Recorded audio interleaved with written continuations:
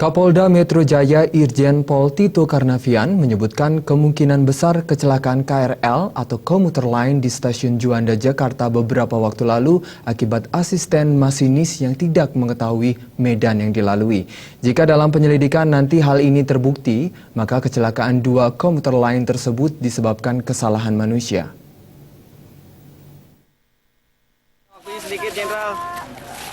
Wah, habis jembatan.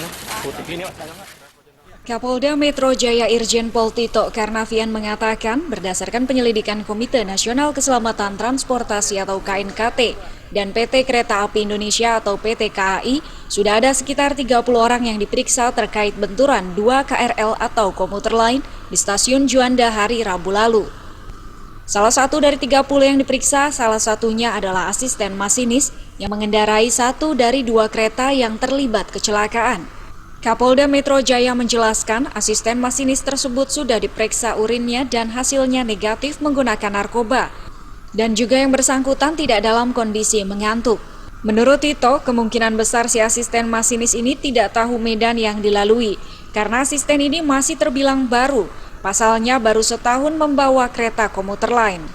Namun untuk mengetahui pastinya, pihak Polda Metro Jaya akan memeriksa asisten masinis tersebut karena saat ini yang bersangkutan masih menjalani perawatan.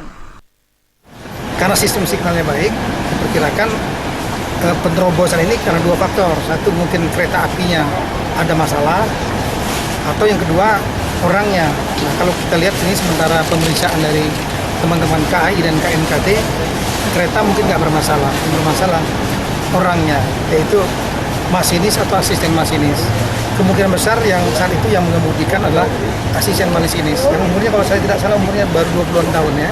Dia baru belum setahun di situ. Mungkin dia belum tahu medannya di situ.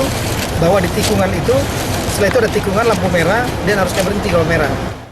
Seperti diketahui, pada Rabu lalu, kereta rel listrik bernomor KA 1154 tujuan Jakarta Kota menuju Bogor menabrak KA 1156 relasi Jakarta Kota menuju Bogor di stasiun Juanda. 42 orang dikabarkan mengalami luka-luka dalam insiden tersebut. Dari Jakarta, Zikri Amin melaporkan.